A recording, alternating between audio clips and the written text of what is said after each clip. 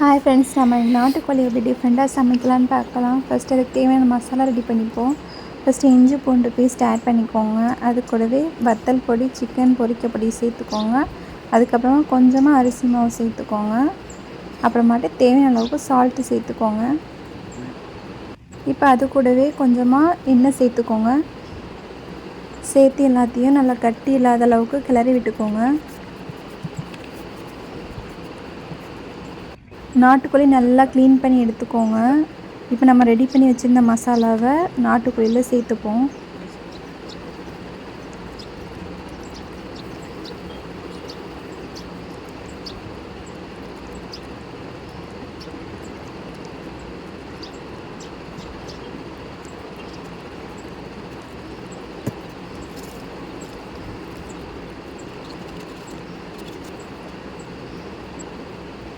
இதை ஒரு அரை மணி நேரம் ஊற விட்டுருங்க.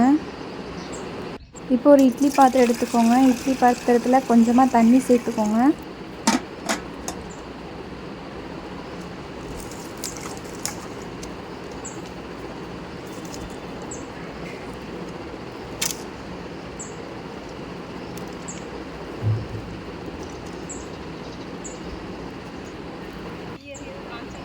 இப்போ அதுக்கு மேலே கொஞ்சமாக பனை ஓலை வச்சுக்கோங்க.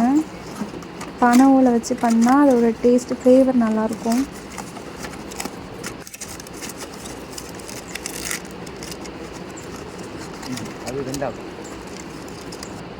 இப்போ அது கூடவே நம்ம ரெடி பண்ணி வச்சுருந்த நாட்டுக்கோழி வச்சுப்போம்.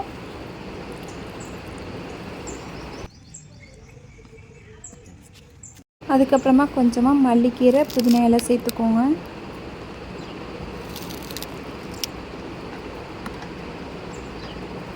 இப்போ அதுக்கு மேலேயும் பனை ஓலை வச்சுப்போம்.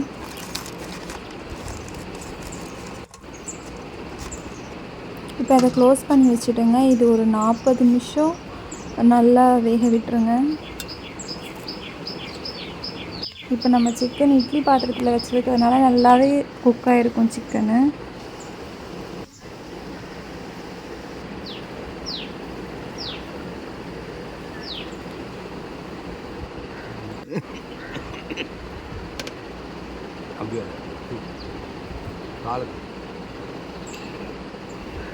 சிக்கன் நல்லா வெந்துடுச்சு. இதில் உங்களுக்கு பார்த்தாலே தெரியும், அது தானாகவே பிஞ்சு வந்துடுச்சு.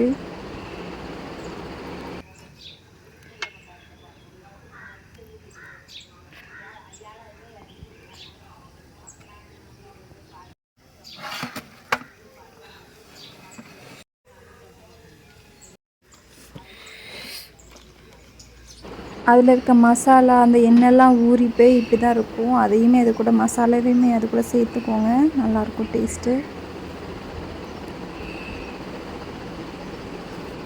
இந்த மாதிரி நீங்களும் உங்கள் வீட்டில் ட்ரை பண்ணுங்கள் ஃப்ரெண்ட்ஸ். இந்த வீடியோ உங்களுக்கு பிடிச்சிருந்தா லைக் பண்ணுங்கள், ஷேர் பண்ணுங்கள், மறக்காமல் சப்ஸ்கிரைப் பண்ணுங்கள் ஃப்ரெண்ட்ஸ்.